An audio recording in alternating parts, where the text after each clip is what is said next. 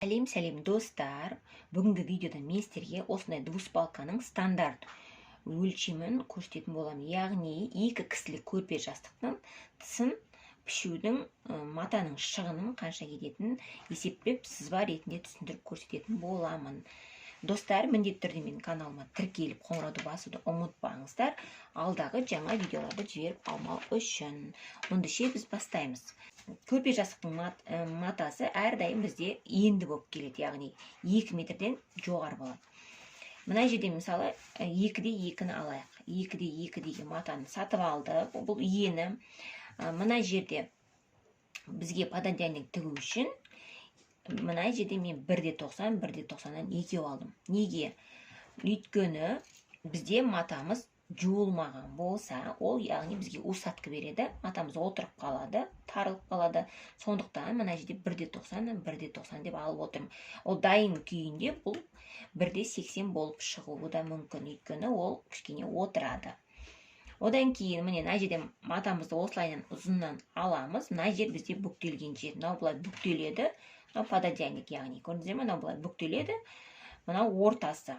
Міне осылай бүктеледі. Мына жерден біз қиып аламыз. Қиып алған кезде міне мынау біздің екі бүктелген матамыз, бұл пододеяльниктің матасы. Енді мына жақта келесі сызбамыз, бұл простыня бізде. Простыняның міндетті түрде осы енді болып қалу керек. Ол 2-де 20 простыня ені, ұзындығын 1-де 90, 2 метр алсаңыздар болады. Простыня кеңірек болған, ол тіпті жақсы, простыняны аласыздар солай. Міне мына жерден қиылған мата, мына жақ простыня. Мына екі бүктелген матамыз, яғни пододеяльник, мынау простыня. Енді жастықтың тысын айтайын. Жастықтың тысын алатын болсақ, 70-те 70 қып жасайтын болсақ, мына жерде енін 70 қып аласыздар. Мына жерде 2 рет 70 аласыздар. Міне 1,70, 2,70 матаның бүктелген жері. Ол былай бүктеледі ғой матамыз. Одан кейін қосымша 25 см аламыз. Ол бізде клапанға. Достар, мен жастықтың тысын тігу жайлы менің видеом бар. Осы видеоның астына мен сілтемесін қалдырам. Толығырақ көріп түсініп алсаңыздар болады. Ол жерде толығырақ түсіндірілген.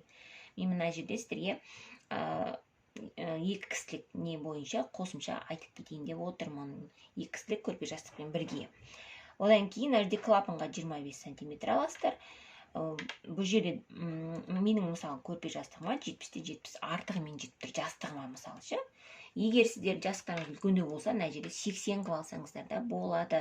Ол усатқы бергеннің өзінде 80 бізде артығымен жетеді. Достар, бұл менің видеомның бірінші бөлімі. Екінші бөлімінде мен сіздерге матаға макет ретінде кішкентай бөлшекпен тігіп, простыня, пододеяльник, наволочка барлығын көрсетіп түсіндіретін боламын. Менің каналыма тіркеліп, міндетті түрде қоңырауды басуды ұмытпаңыздар. Екінші бөлімде кездескенше.